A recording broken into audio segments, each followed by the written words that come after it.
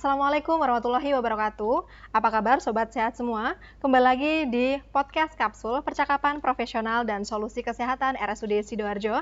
Bersama saya Indah Setiawati, host podcast pada kali ini. Yang hari ini tentunya kita akan memberikan informasi seputar isu-isu kesehatan yang pastinya akan sangat berguna untuk Sobat Sehat semua. Sobat Sehat, dalam rangka memperingati Hari Prematur Sedunia tanggal 17 November 2023, kali ini kita akan membahas tentang perawatan bayi prematur yang tentunya informasi ini akan sangat berguna untuk Sobat Sehat semuanya, khususnya ibu hamil maupun calon orang tua. Sobat Sehat, sudah bersama saya, narasumber kami, Dokter Anak RSUD Sidoarjo, Dr. Firani Diana, spesialis anak. Selamat pagi, dokter. Dokter, hari ini sehat ya dokter? Alhamdulillah. Terima kasih sudah meluangkan waktunya untuk sharing ilmu kepada Sobat Sehat, ayah dan bunda di rumah, di sela-sela kesibukannya dokter. Dokter, kali ini kita akan membahas tentang perawatan bayi prematur gitu ya dokter. Saya sebagai seorang awam gitu dok, taunya bayi prematur itu adalah bayi yang lahir sebelum HPL gitu dokter, dan biasanya ciri-cirinya kecil gitu ya dokter, anaknya daripada bayi yang lahir secara normal seperti itu. Tapi sebenarnya menurut keilmuan medis gitu dokter, bayi prematur itu seperti apa ya dokter, dan kenapa bisa lahir prematur? Mungkin bisa dijelaskan? Terima kasih pertanyaannya Mbak. Jadi bayi prematur adalah bayi yang lahir sebelum usia kehamilan 37 minggu. Karena normalnya bayi lahir itu di atas 38 minggu. Seperti itu ya dokter. Sebenarnya ciri-ciri bayi prematur itu seperti apa ya dokter, dan apakah bayi prematur ini bisa kembali normal gitu dokter?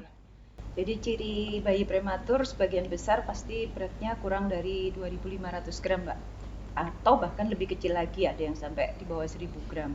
Kemudian ciri yang lain yaitu biasanya kulitnya tipis sampai kelihatan pembuluh darahnya ya. Kemudian sering disertai sesak nafas, kemudian biasanya sering harus sampai memakai infus dan lain-lain. Begitu. Sebenarnya efek dari kelahiran prematur ini apa ya dokter, dan juga resikonya itu seperti apa untuk bayi maupun untuk ibu yang melahirkan gitu dokter? Ya, resiko bayi prematur sangat banyak ya, mulai dari gangguan organ ya, karena bayi prematur ini lahir dalam kondisi organ-organ yang belum sempurna, mulai dari pernafasan, karena parunya belum terbentuk sempurna sehingga sering sekali bayi prematur ini lahir harus sudah memakai oksigen karena nafasnya pendek-pendek dan lebih cepat untuk memenuhi oksigen yang dibutuhkan tubuhnya. Kemudian komplikasi selanjutnya, bahaya yang lain adalah biasanya fungsi jantung, kemudian fungsi pencernaan dan fungsi otaknya belum sempurna, sehingga banyak sekali perawatan dan komplikasi-komplikasi yang harus diwaspadai oleh ibu-ibu yang melahirkan bayi prematur. Jadi sebenarnya kalau ada bayi yang lahir prematur itu pastinya akan dirawat di sini dulu ya dokter, atau bisa langsung dibawa di rumah gitu? Jadi tidak semua bayi prematur harus dirawat di rumah sakit ya, tapi sebagian besar bayi prematur itu, terutama yang di bawah 32 minggu lahirnya, pasti dirawat di rumah sakit.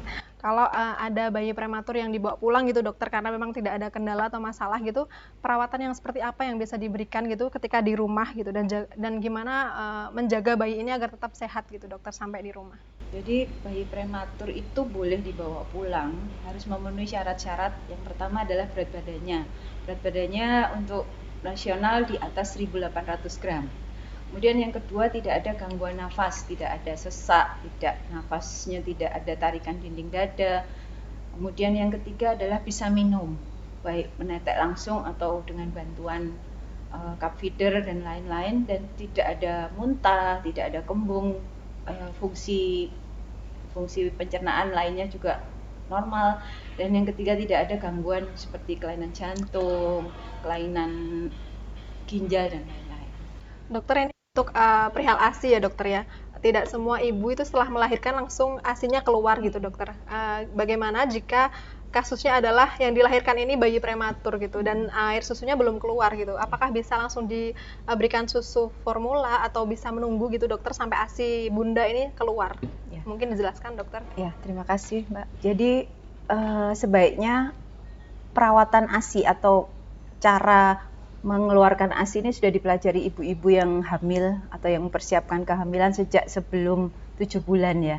Jadi saat misalnya bayi prematur itu lahir 7 atau 8 bulan tuh ASI sudah keluar. Jadi dengan membersihkan payudara setiap hari, kemudian pijat laktasi, kemudian makan makanan yang tinggi protein, kemudian membaca ya cara perlekatan bayi untuk menetek yang benar gimana dan posisi yang benar, sehingga tidak setelah bayi keluar baru belajar akan sangat terlambat. Jadi usahakan seperti itu, membaca-baca dan belajar tentang ASI maupun perawatan bayi baru lahir sebelum 7 bulan. Baik dokter, dokter mungkin bisa ditambahkan lagi penjelasan masukan untuk bunda dan ayah di rumah gitu yang mempunyai bayi yang prematur gitu, untuk perawatannya di rumah seperti apa gitu dokter? Terima kasih Mbak.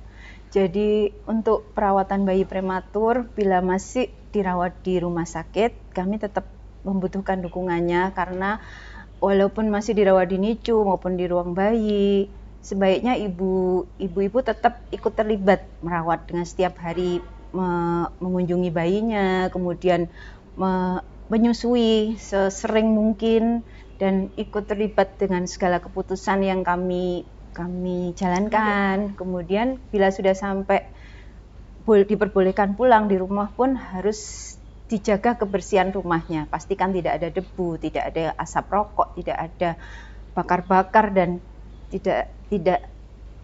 sebisa mungkin tidak ada orang yang sakit. Kemudian yang kedua, jaga suhu tadi, jangan sampai terlalu dingin maupun terlalu panas.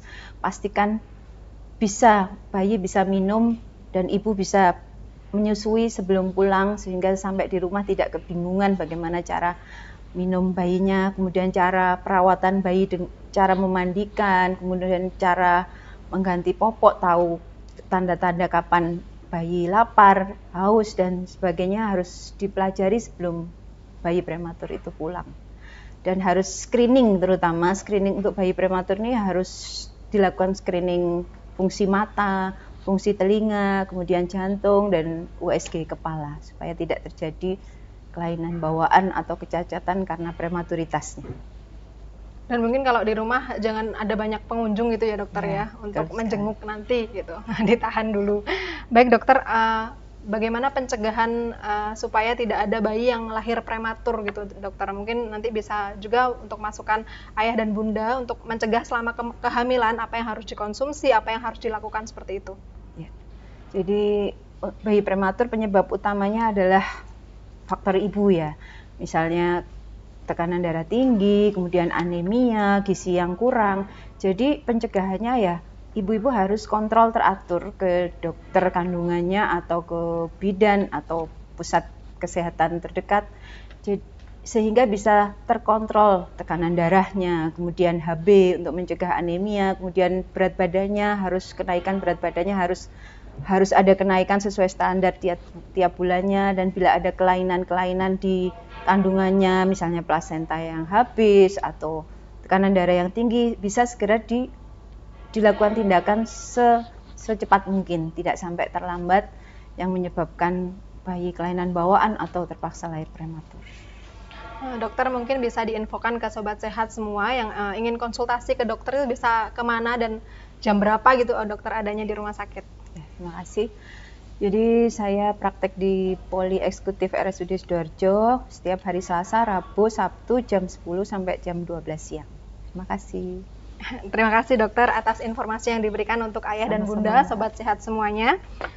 Semoga informasi kali ini sangat berguna untuk ayah dan bunda, sobat sehat semua. Demikian podcast kita kali ini. Jangan lupa untuk share video ini ke sobat sehat lainnya, agar informasi ini bisa dirasakan manfaatnya untuk lebih banyak orang lagi. Sampai jumpa di podcast selanjutnya. Assalamualaikum warahmatullahi wabarakatuh. Waalaikumsalam.